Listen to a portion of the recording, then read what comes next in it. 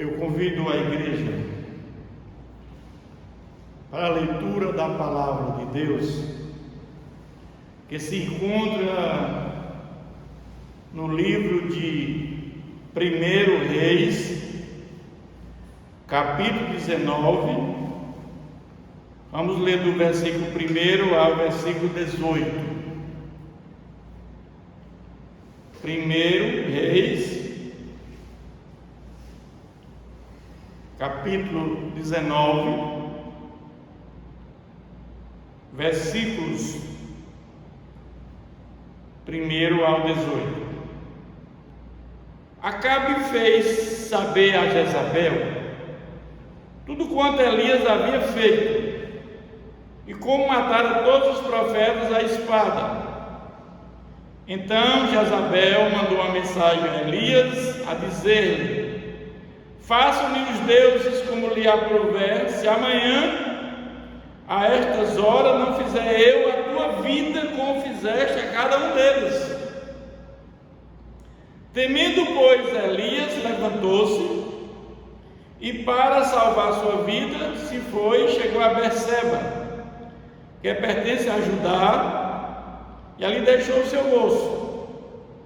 Ele mesmo, porém, se foi ao deserto, caminho de um dia, e veio e se assentou debaixo de um zimbro, uma planta, e pediu para si a morte, e disse: basta, toma agora, ó Senhor, a minha alma, pois não sou melhor que meus pais.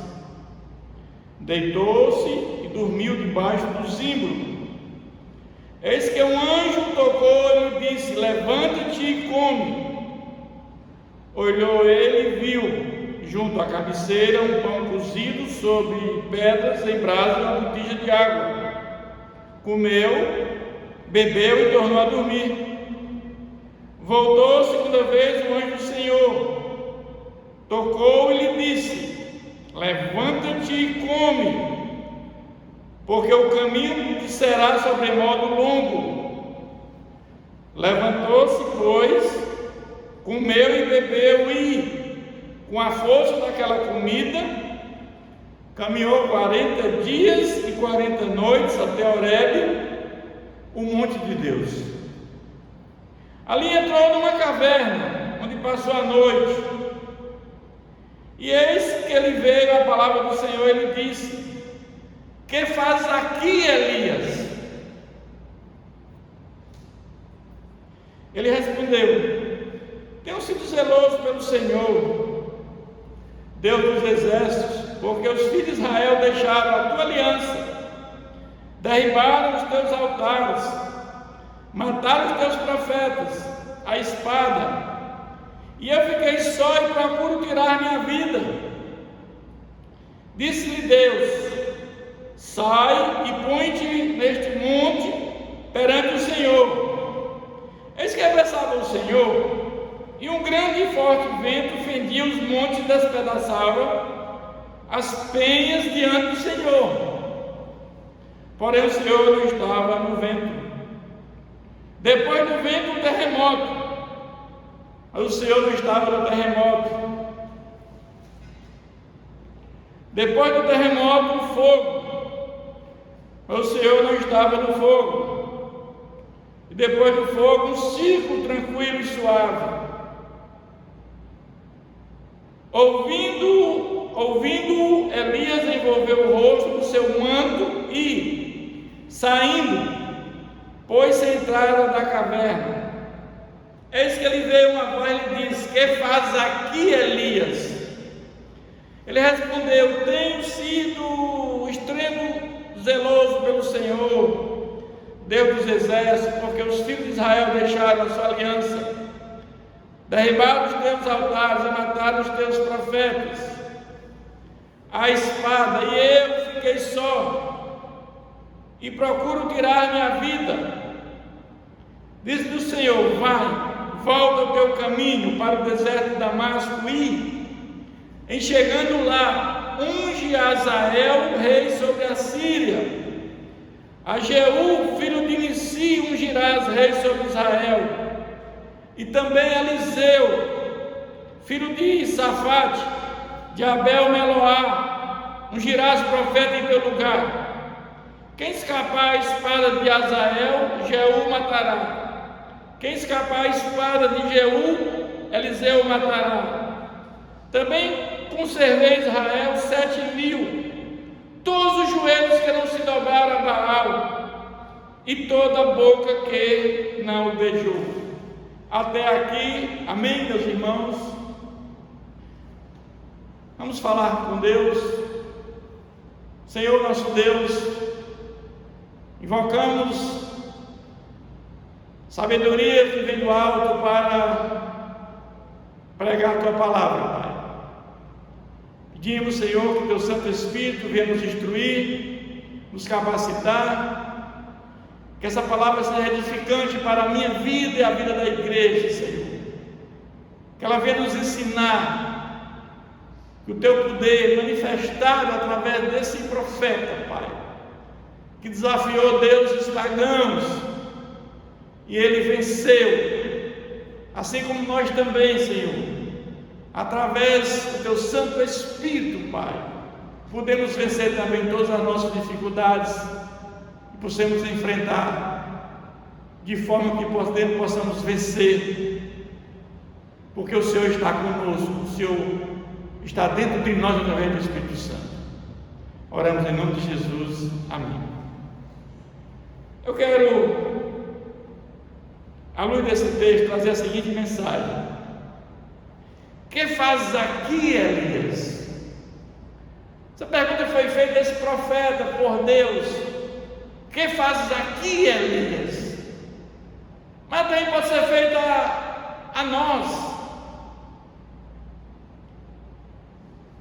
Elias, ele foge com medo de morrer, por conta da perseguição do rei Acabe e Jezabel. Ele foi morar em uma caverna. Eu quero só relembrar um pouquinho a história de Elias. Elias viveu num momento em que o rei de Israel estava dividido, o reino unido com Saul, Davi e Salomão. Quando Salomão morre, o reino se divide: rei de Israel e rei de Judá. No reino de Israel foram 20 reis, e nenhum rei desse viu a Deus. Todos foram reis ímpios. Já no reino de Judá tivemos uma alternância: alguns se viram a Deus, outros não. Também foram 20 reis. Mas no reino de Israel, o pior rei que tivemos foi Acabe. E para completar o casal da maldade, ele se casa com uma mulher lá dos Sidônios, que era Jezabel, uma mulher má, malvada, adoradora de Baal e de postes ídolos. Então, e havia muita fertilidade naquele momento, e o povo de Deus estava indo para Baal, atribuindo aquela fertilidade, aquela alimentação, muito alimento a Baal. E o fato é que Elias chega e diz que não vai chover durante 36 meses. Aliás, em 3 anos e 6 meses. E uma grande seca envolve aquela região. E o Senhor chega para ele e diz: sai, vai lá para o vale do Querite, e lá, a fronteira com o Jordão, e lá tem água. Eu vou te mandar alimentar com couves, levando pão e carne pela manhã e ao entardecer. Depois o vale do Querite seca e ele vai para a casa daquela viúva de Sarepta. Depois ele vai enfrentar Acabe. Quando ele chega para Acabe, que ele diz para Acabe, ele diz: você é o perturbador de Israel. E ele diz: não, você que está adorando os deuses.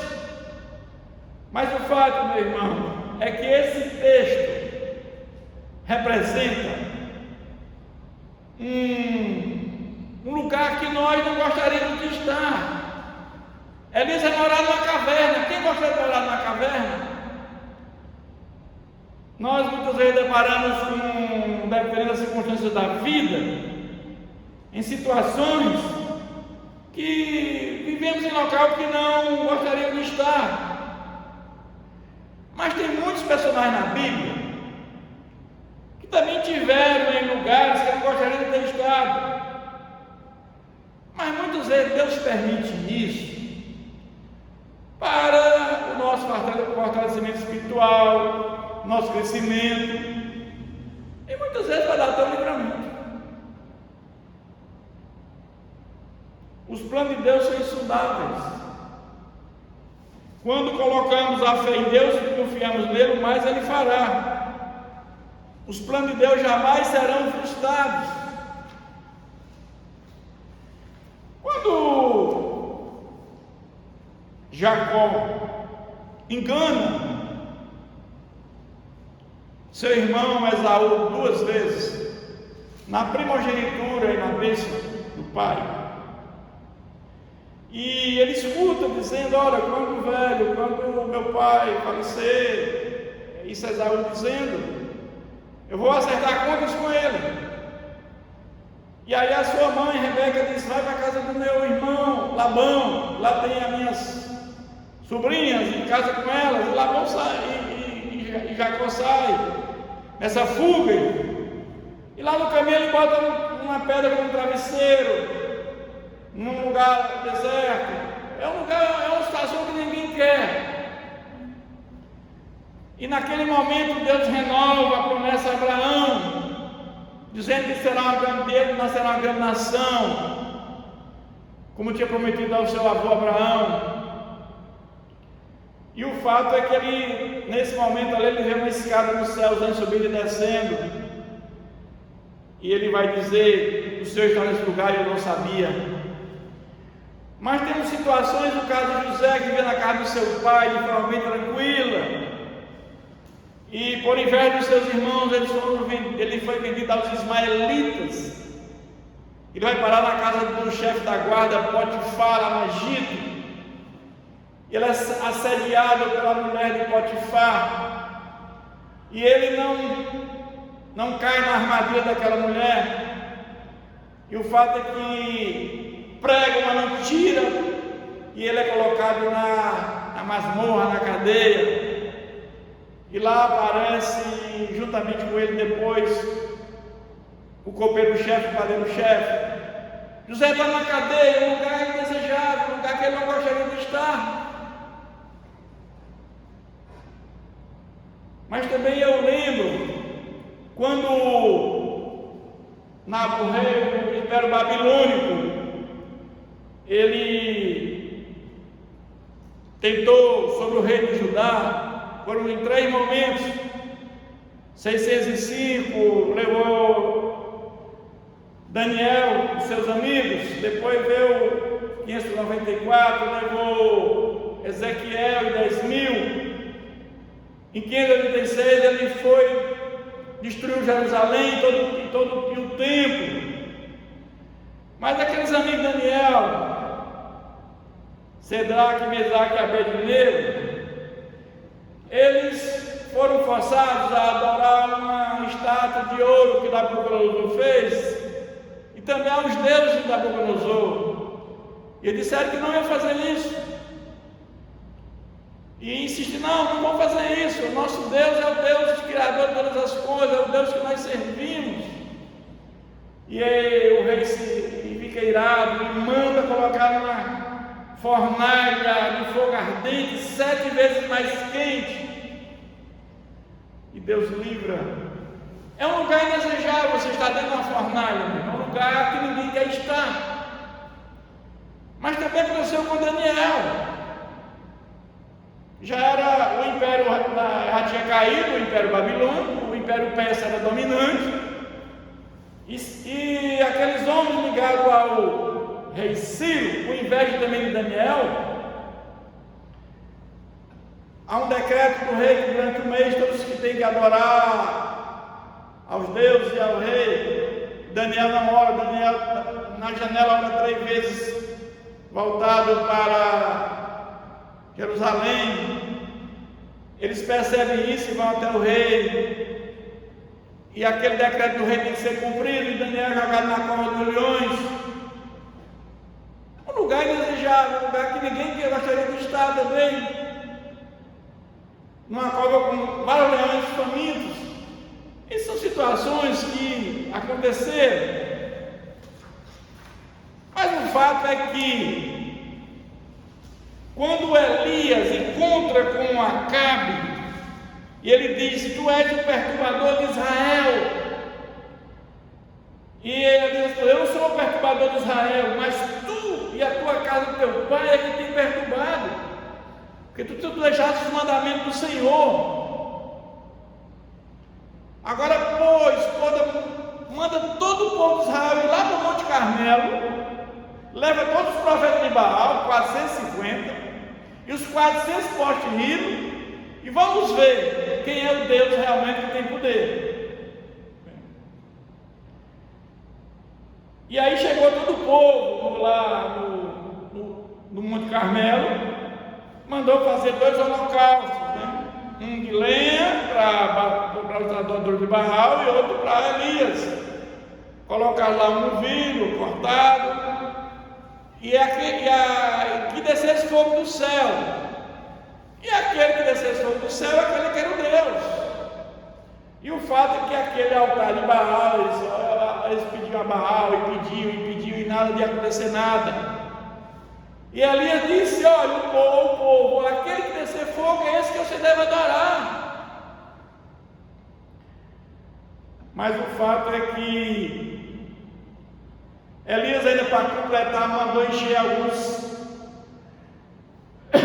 vasilhames de água, e mandou fazer no seu holocausto, jogar água durante 3 vezes, fez um rego, e ele ora ao Senhor, e aí cai fogo do céu e consumiu o holocausto. E o Senhor é Deus, disseram Elias, e lançaram mão de todos os profetas de Baal, e mataram todos os profetas de Baal, e todos os postes de ídolo, que era Deus Azerá. Era um tipo de, era o companheiro companheira de Baal.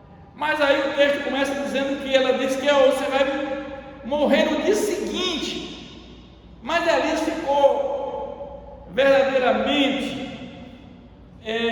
frustrado com aquilo, ele entrou em depressão, porque o povo, vendo tudo aquilo, ainda continuava adorando Baal, e ele entendia que ele tinha ficado sozinho. E ele sai a caminho do deserto, e diz que ele caminha 40 dias e 40 noites, e foi morar numa caverna. Ele estava com medo, estava fugindo, perseguido pelo rei Acabe e Jezabel. Ele tinha destruído 450 profetas de Baal e 400 postes de ídolo. Era um tipo de Deus, a Deus Azerá. Mas Elias pede para morrer. O interessante é que Elias, o homem de Deus, ele não tira a sua vida. Pediu para morrer porque se sentiu angustiado naquele momento, triste, achou que tinha ficado só, ninguém seguiu ele. Mas ele tinha consciência de Deus na vida dele. Ele viu que a vida não tinha mais sentido para ele naquele momento, mas ele não tem coragem de tirar a sua vida. O homem de Deus não tem coragem de fazer isso. E ele caminha 40 dias e 40 noites. Mas chega um momento que Deus pergunta: que fazes aqui, Elias? Primeira pergunta de Deus a Elias. Ele respondeu: tenho sido zeloso pelo Senhor, Deus dos exércitos, porque os filhos de Israel deixaram a sua aliança, derribaram os seus altares, mataram os seus profetas à espada, e eu fiquei só. E procurou tirar minha vida, ele entendia que só ele tinha ficado. Mas Deus pergunta pela segunda vez a Elias: que faz aqui, Elias? Mas antes da segunda pergunta que Deus faz a Elias, diz que veio um vento forte, veio um terremoto, mas o Senhor não estava, e depois veio um ciclo tranquilo e suave. Mas quando Deus pergunta a segunda vez: que fazes aqui, Elias? Ele dá a mesma resposta para Deus. O que Deus diz? Vai, volta ao teu caminho para o deserto de Damasco, e lá chegando, unge a Israel, rei da Síria, e a Eliseu, o teu sucessor. Eu quero dizer que o nosso tempo aqui só termina quando morremos. E quando estivermos vivos, nós estamos trabalhando com o Senhor. Nosso único dia, até o fim da nossa vida, nós temos que trabalhar para o Senhor. Mas eu fico pensando sobre Saulo, aquele homem que perseguiu o povo de Deus, aquele homem que levou cartas da sinagoga dos anciãos para perseguir o povo de Deus. Jesus disse: porque me persegue, Saulo? Jesus está dizendo que quem persegue é o povo de Deus, persegue a Jesus e não ao povo, assim a Jesus. E aquele homem teve uma vida transformada naquele momento que ele teve um encontro com Jesus. Mas aquele homem poderoso, forte, que tinha carta na mão, de repente ele se encontra fugindo também do cerco para morrer, fragilizado nas mãos de Deus. E eu fico perguntando: o que fazes aí, Paulo? Saulo, principalmente Saulo. O que fazes aí, Saulo? O que Saulo responderia para Jesus? Ah, Senhor, eu estou aqui tentando escapar, que querem me matar. Mas Jesus diz: esse aí vai ser usado como instrumento meu para fazer minha obra, pregar a gentios, a reis, e ele vai sofrer por causa do meu nome. E uma das pessoas que mais sofreu foi Paulo nessa história. Agora já Paulo. Saulo é hebreu e Paulo é grego. E foi apedrejado, foi picado por uma serpente, sofreu naufrágio, chicotadas, prisões, açoites. Sofreu muito por Jesus. Quando ele ficou numa ilha, só que nessa ilha ele plantou uma igreja, ficou em prisão domiciliar em Roma. E Paulo estava sempre onde estivesse evangelizando, no navio, onde estivesse. Mas eu fico pensando, quando Deus pergunta para José: o que faz aí José nessa prisão?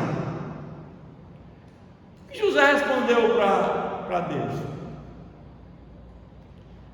Senhor, eu estou aqui porque meus irmãos me venderam, eu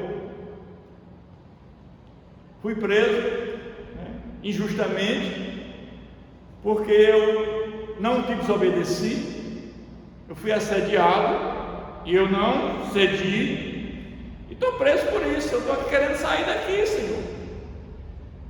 Já adivinhei o sonho do copeiro-chefe, do padeiro-chefe.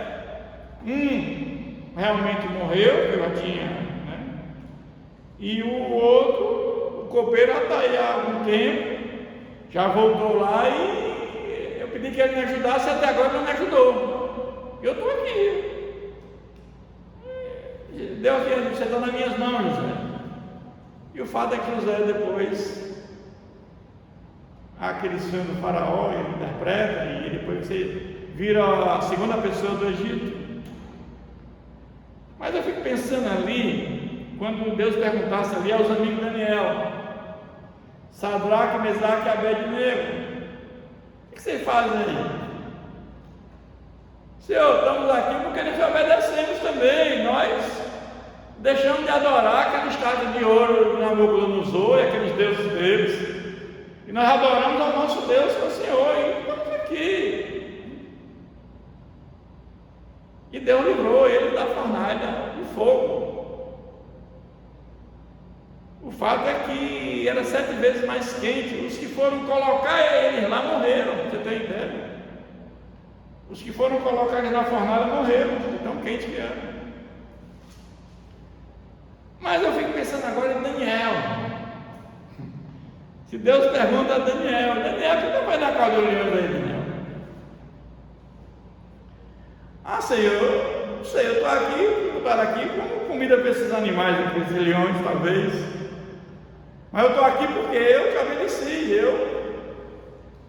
eu neguei a adorar ao rei Ciro e aos deuses dele aqui. E eu estou aqui porque eu creio no meu Deus, Criador dos céus e da terra, esse Deus que eu creio. Eu estou aqui por isso, porque eu te obedeci. Mas eu quero dizer que Deus, Ele permite que nós